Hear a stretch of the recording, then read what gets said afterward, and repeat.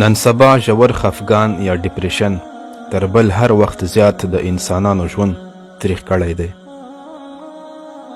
د مادي علاج ارزښت په خپل ځای، خو تر ټولو مهمه علاج او مهمه خبره دا ده چې انسان باید په روحي لحاظ کلک او قوي واوسي او د هر قسم حالاتو په وړاندې خپل همت ونه بایلي.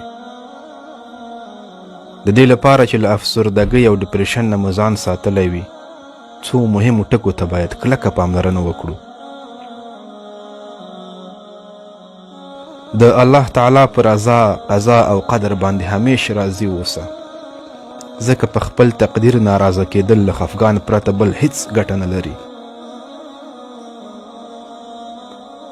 تر څو چې کولی شي له ګناهونو څخه ځان وساته او هیڅ ګناه بې توبې مه پرېږده، ځکه ګناه په سپین زړه تور داغ ده او په ګناه داغلي زړه کې خوشحالي هیڅکله نشي راتلی. هیڅ چا سره په زړه کې کینه مه ساته، هیڅ چا سره، ځکه کینه د زړه د ضعف او توروالي سبب ګرځي او تکرار یې انسان په ژور خفګان اخته کوي. له حسد او بدنیتۍ نه کلک ځان وساته، ځکه تر بل هر چا لومړی ستا د زړه سکون له منځه وړي. خپل مسلمان ورور او خور ته همیش د خیر او برکت دعا کوه، ملایکې به عین دعا ستا په حق کې کوي.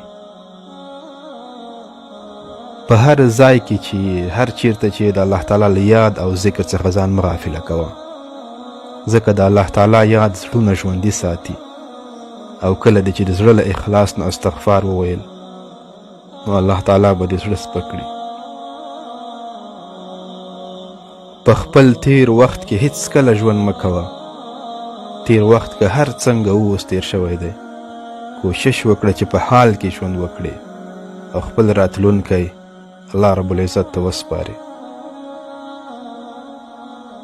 په ټولنه کې له هر چا سره نیک چلند کوه، صله رحمي ساته، د ښو خلکو سره ناسته ولاړه کوه او له بدو خلکو نه ځان لرې ساته، ځکه له بدو خلکو نه لرېوالی د انسان د زړه د خوشحالۍ سبب ګرځېږي او هیڅکله په خفګان نه اخته کېږي.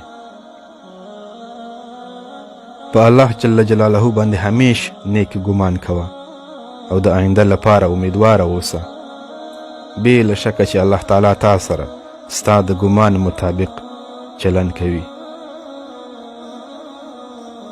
د خپل وس او توان مطابق د الله جل جلاله د بندگانو مرسته کوه.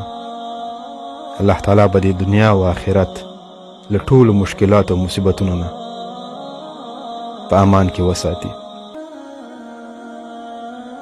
دعا کول هیڅکله هم هیره نه کړي او مه هم دعا ته په کمه سترګه ګوره. الله تعالی فقط غواړي ستا د بنده اواز او غوښتنه واوري او حتما دې غوښتنو ته لبیک وایي. او د دعا تر ټولو وړه ګټه دا ده چې د انسان زړه پرې سکون حاصلوي. السلام علیکم ورحمة الله وبرکاته.